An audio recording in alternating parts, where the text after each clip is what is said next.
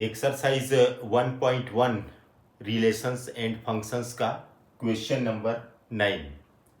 So that each of the relation R in the set A is equal to X belongs to Z such that 0 is less than or equal to X is less than or equal to 12 given by first है R is equal to AB such that mod of A minus B is a multiple of 4.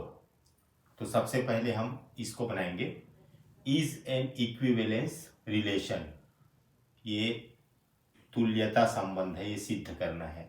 Find the set of all elements related to one in each case. ये second part है, इसको आगे देखेंगे. सबसे पहला जो part है उसको हम लोग बनाएंगे. यहां पर एक सेट दिया हुआ है ए, इसका मान 0 से लेकर के 12 तक है. यहां पर less than or equal to का चिन्ह दिया है, तो आपको 0 को भी शामिल करना है और 12 को भी शामिल करना है. तो 0 1 2 3 4 5 6 7 8 9 10 11 12, ये हमारा सेट है.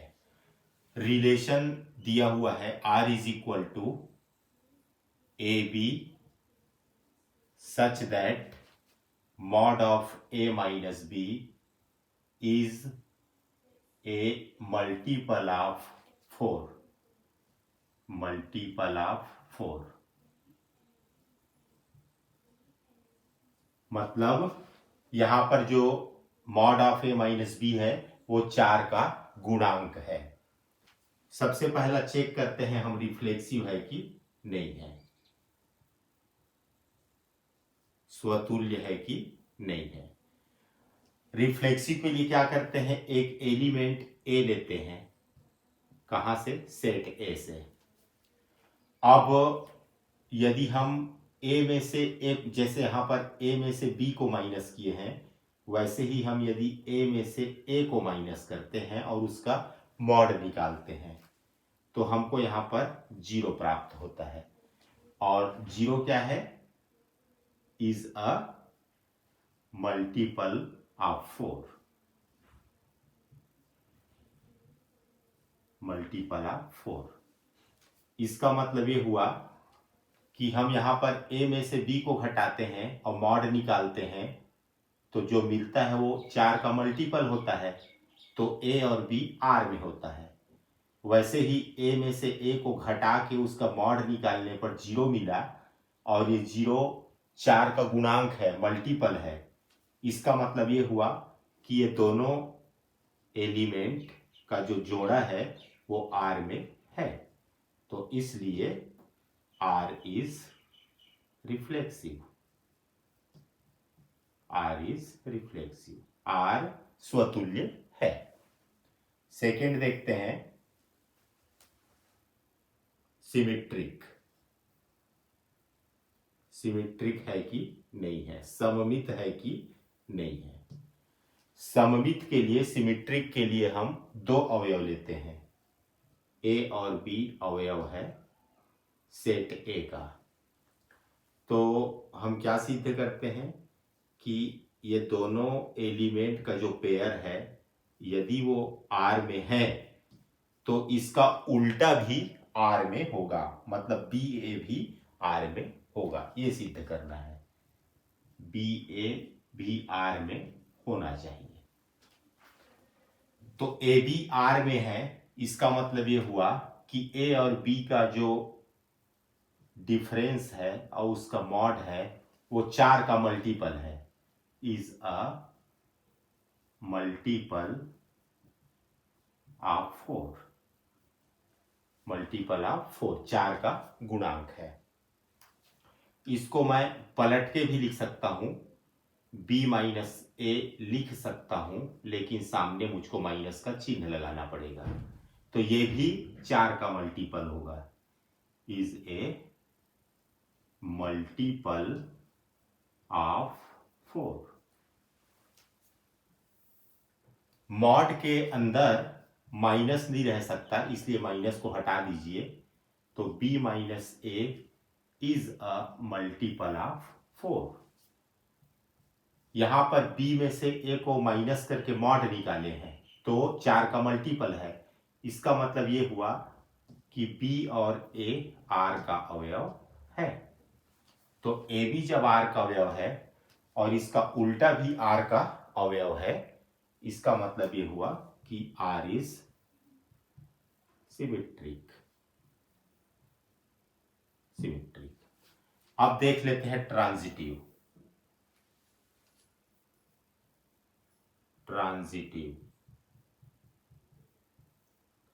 संक्रामक है कि नहीं है, इसके लिए 3 एलिमेंट लेते हैं, ए बी और सी। सेट ए से, समुच्चय ए से 3 एलिमेंट ए बी सी लेते हैं। संक्रामक में क्या होता है, ए बी अवयव है आर का तथा बी सी अवयव है आर का। तो हमको सिद्ध करके क्या दिखाना है कि ये ए और ये सी भी आर का अवयव होना चाहिए, ये ऐसा होना चाहिए। तो चलिए इसको हल करके देखते हैं। ए बी आर का अवयव है, मतलब mod of A minus B is a multiple of 4। इसी तरह से एंड बी सी आर का अवयव है। इसका मतलब ये हुआ कि mod of B minus C is a multiple of 4। 4 का गुणांक है। तो mod of A minus B 4 का गुणांक है, तो मान लीजिए कि वो 4 अल्फा है।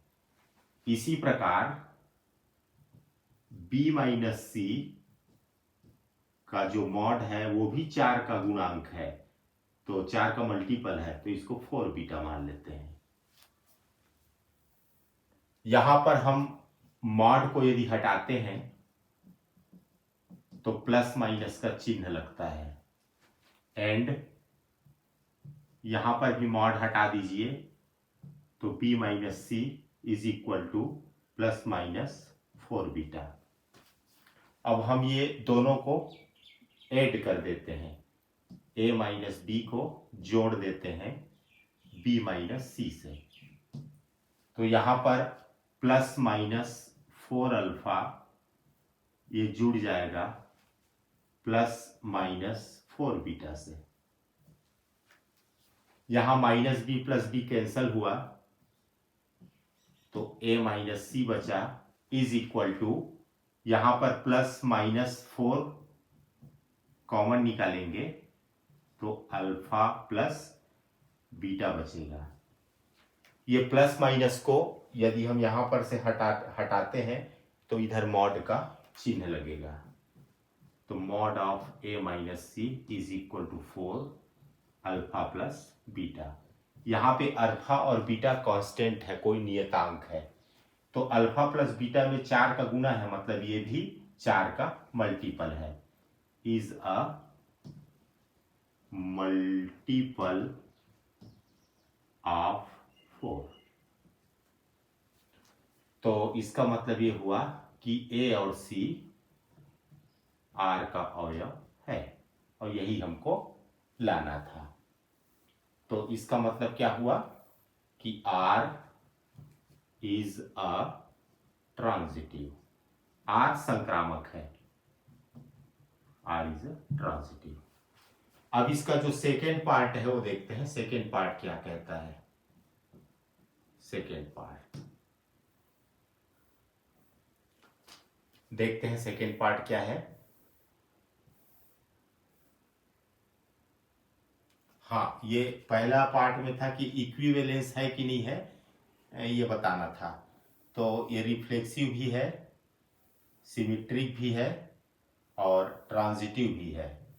तो ये इक्विवेलेंस रिलेशन है, hence R is an equivalence relation, equivalence relation. अब जो सेकेंड पार्ट है वो क्या है देख लेते हैं। हमारा सेकेंड पार्ट है find the set of all elements related to one. Set of all elements related to one.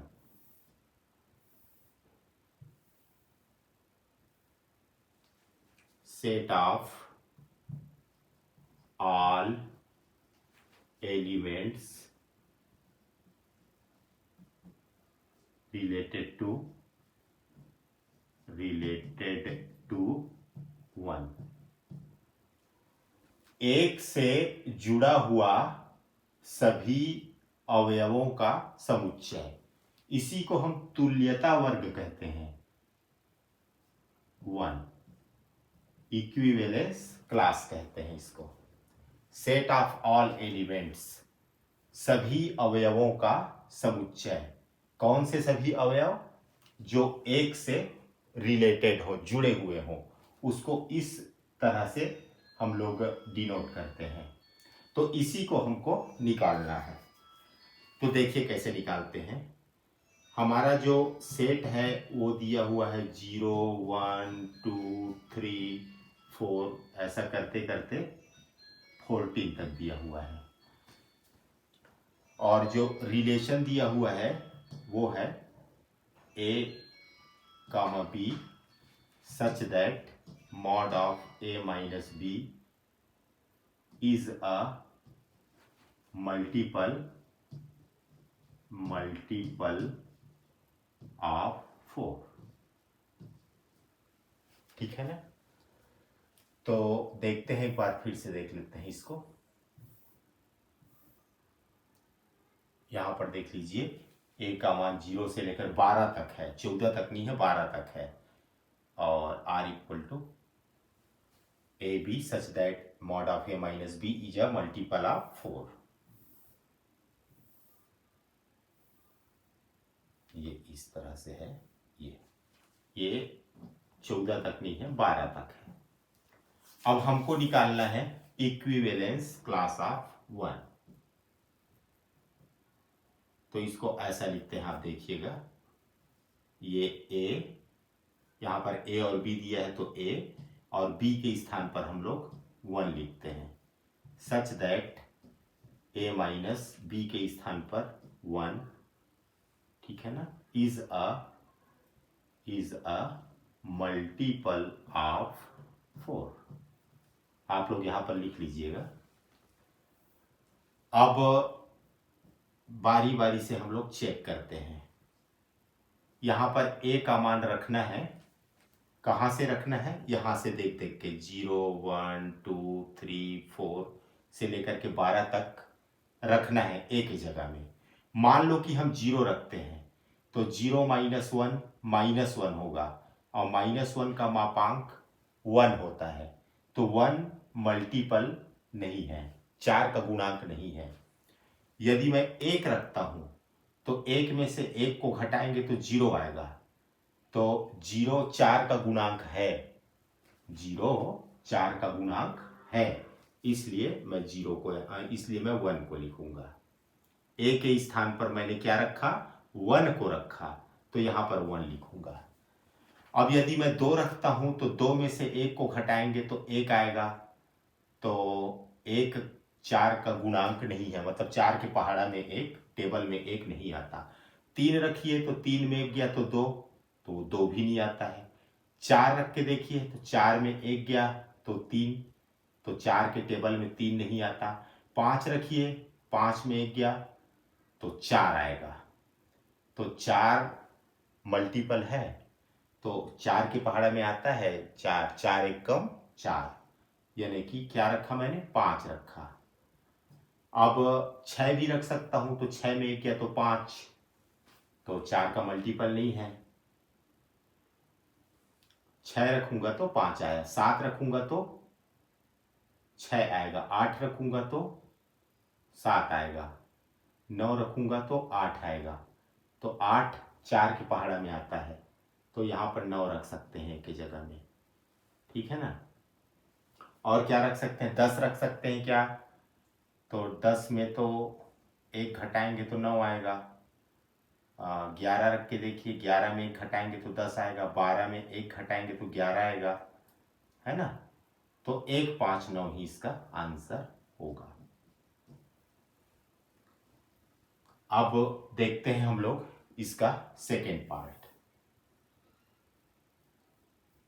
Second part में वही समुच्चय है, 0 1 2 3 4 5 6 7 8 9 10 11 और 12, मगर रिलेशन यहां पर दिया हुआ है A B such that A is equal to B, ये दिया हुआ है। एक बार देख लीजिए उसको, क्वेश्चन को, ये दिया हुआ है। अब ये इक्विवेलेंस रिलेशन है कि नहीं है, ये सिद्ध करना है। तो सबसे पहले हम लोग देखेंगे कि ये रिफ्लेक्सिव है कि नहीं है, रिफ्लेक्सिव चेक करेंगे। तो कोई एक अवयव ए मानते हैं जो कि समुच्चय ए से लिया गया है। अब यहां पर ए और बी के जगह में मैं, यदि जहां यहां पर ए और बी बराबर है तो मैं इस ए को ए बराबर ए लिख सकता हूं, क्योंकि ये दोनों बराबर है, ऐसा मैं लिख सकता हूं। जैसे ए और बी बराबर है तो ए बी आर में होता है, यहां पर ए और ए बराबर है तो ये दोनों ए आर में होगा, और जैसे ही दोनों ए का जोड़ा आर में होगा, उसका पेयर, तो हम बोलेंगे कि आर इज रिफ्लेक्सिव, स्वतुल्य है। अब देख लेते हैं ये सिमेट्रिक है कि नहीं है। सिमेट्रिक के लिए क्या करते हैं हम लोग, 2 अवयव लेते हैं समुच्चय ए से, सेट ए से। अब सिमेट्रिक में क्या होता है कि ए बी यदि आर का अवयव है तो इसका उल्टा बी ए भी आर का अवयव होना चाहिए, ये बी ए भी आर का अवयव होना चाहिए। तो चलिए करके देखते हैं। यहां पर ए बी आर का अवयव है, इसका मतलब ये हुआ परिभाषा से कि ए और बी बराबर है।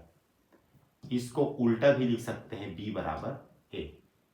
तो जब बी और ए बराबर है, इसका मतलब क्या हुआ कि बी और ए आर का अवयव है, सीधी सी बात है। तो ए बी का उल्टा बी ए आया, तो इसलिए आर सिमेट्रिक है, इसलिए R is a symmetric relation. अब देखते हैं ये ट्रांजिटिव है कि नहीं है। ट्रांजिटिव, संक्रामक, इसके लिए 3 एलिमेंट लेते हैं, ए बी सी, अवयव है ए का। जब हम लोग सेट का अवयव लेते हैं तो इसमें छोटा स्मॉल ब्रैकेट नहीं लगाते हैं, और जब हम रिलेशन का लेते हैं तो उसमें स्मॉल ब्रैकेट होता है। तो संक्रामक में क्या होता है, संक्रामक में होता है कि ए बी अवयव है आर का तथा बी सी अवयव है आर का।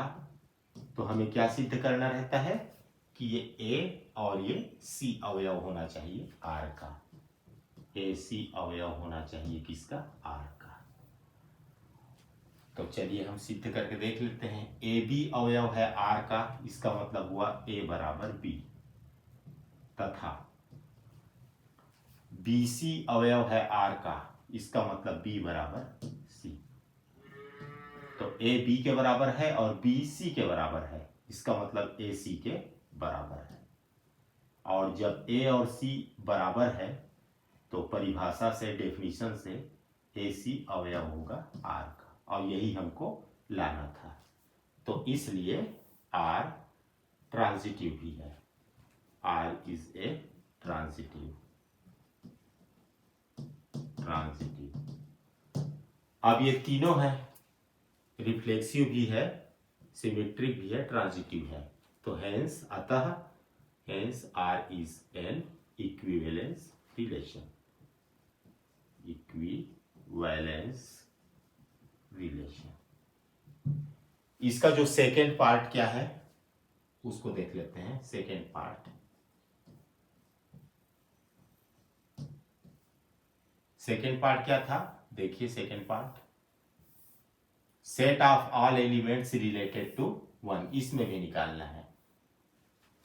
Set of all elements, all elements related to one. इसको हम लोग कैसे दर्शाते हैं, इसको हम लोग दर्शाते हैं इक्विवेलेंस क्लास वन से। तो यहां पर वन रखना है। देख लीजिए रिलेशन क्या है आपका, आपका रिलेशन है ये relation R is equal to A B such that A equal to B. यहां पर दोनों बी के जगह में वन लिखना है, तो ये हो जाएगा R equal to A one such that A is equal to one. पहले रिलेशन को लिख देता हूं यहां पर, चलिए लिख देता हूं मैं A B such that A is equal to B. ये हमारा रिलेशन है, ठीक है ना।